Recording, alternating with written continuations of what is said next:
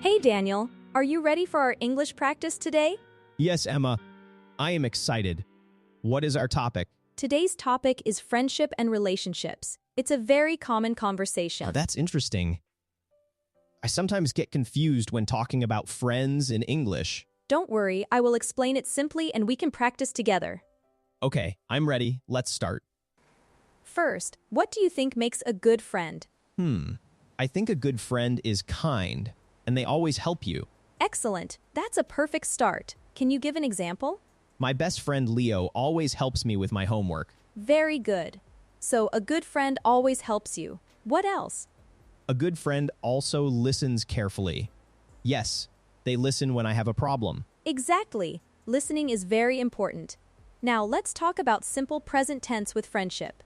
Yes, that part always needs practice for me. Okay, we use the simple present tense to talk about general truths, habits, and routines related to friendship. Like what? Can you give examples? Sure. For example, my friends and I often meet on weekends. That's a routine. Oh, I understand. My friends and I play football every Sunday. Is that correct? Perfect, Daniel. That's a great example of a routine. Good. What about facts? For facts about friendship, you can say, true friends always support each other. That is always true.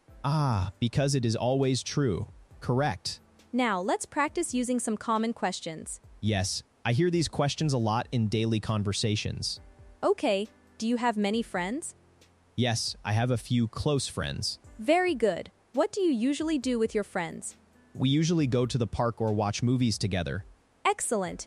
You're using usually, which is a great simple present indicator. Thank you, I am learning. Does your best friend live in the same city as you? Yes, he lives in the same city. We live very close. That's nice. Does he also study English with you? No, he does not study English. He studies art. Good job using does not there. Remember, after does, the verb goes back to the base form. Yes. He does not study, not he does not studies. Exactly. You've got it. Now, why are friends important to you? Friends are important because they make me happy. They also help me when I am sad. That's a wonderful answer. People use these sentences every day. Really? I want to speak like this naturally too. And you will, with practice. How do you keep your friendships strong?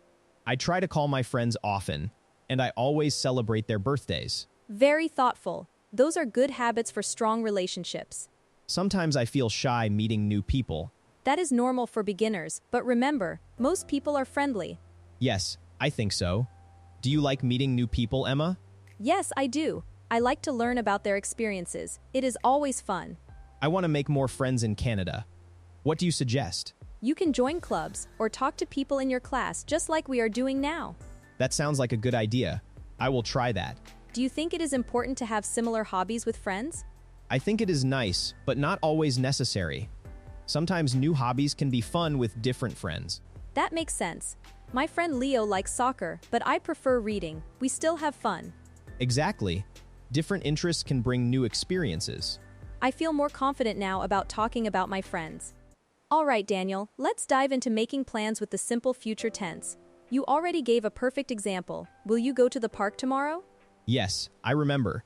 So we use will plus the verb for future plans. Exactly. It's great for spontaneous decisions or asking about future intentions. So, if you want to invite Leo, how would you ask him to go to the movies with you next Friday?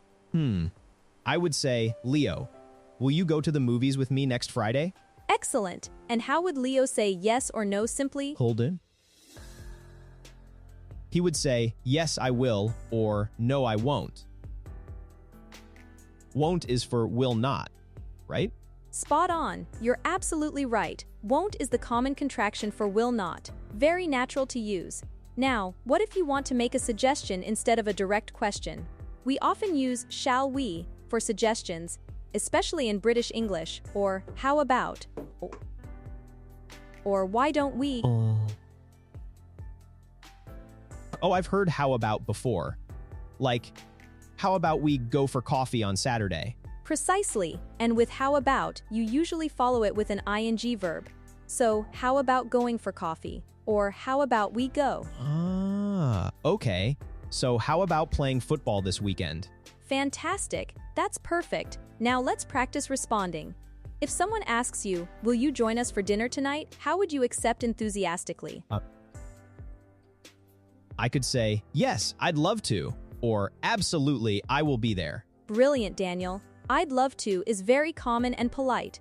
What if you need to decline but you want to be friendly and maybe suggest another time? I could say, I'm sorry, I can't tonight, I will be busy. Then, how about tomorrow? That's a great way to do it. You explain briefly, and then you offer an alternative. Very thoughtful. Now let's expand our vocabulary a bit. What are some good adjectives to describe a good friend, beyond kind and helpful? Okay, a good friend is loyal? Yes, they stay with you always. Excellent. Loyal is a strong word for friendship. It means they're always there for you, through good times and bad. What else comes to mind? They are supportive. When I have a new idea, they support me. Perfect. Supportive is another excellent adjective. They encourage you. How about someone you can trust with your secrets? Trustworthy. My friend Leo is very trustworthy. Fantastic, and someone who understands you without you having to say too much? They are understanding? Yes, exactly. Understanding. You're doing great with these adjectives. Now let's think about verbs. What do friends do together besides meet or play football? They hang out? My friends and I hang out a lot on weekends. That's a very natural and common phrase, hang out. It means spending time together casually. What about when you share a secret or a problem with a friend? You confide in them? Exactly. Confide in someone. That shows a deep level of trust.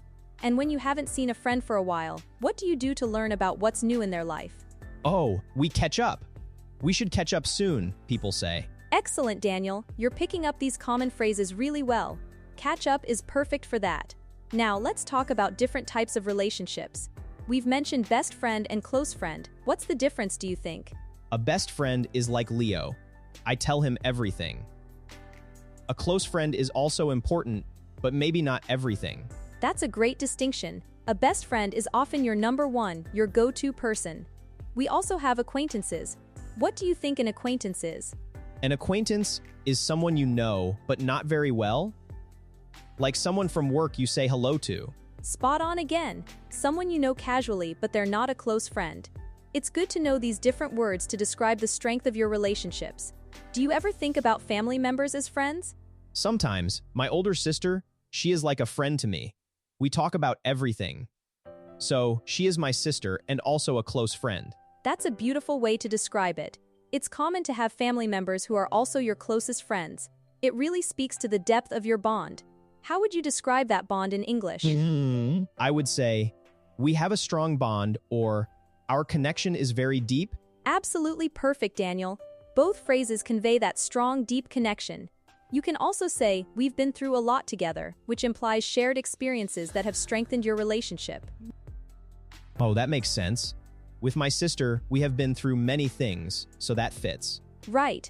Now, sometimes friendships face challenges, right? How would you talk about a time when you and a friend didn't agree on something? I could say, we had a disagreement, or we didn't see eye to eye. But it's okay because we are still friends. Excellent phrase, didn't see eye to eye. That means you had different opinions. It's very mature to say it's okay because you're still friends.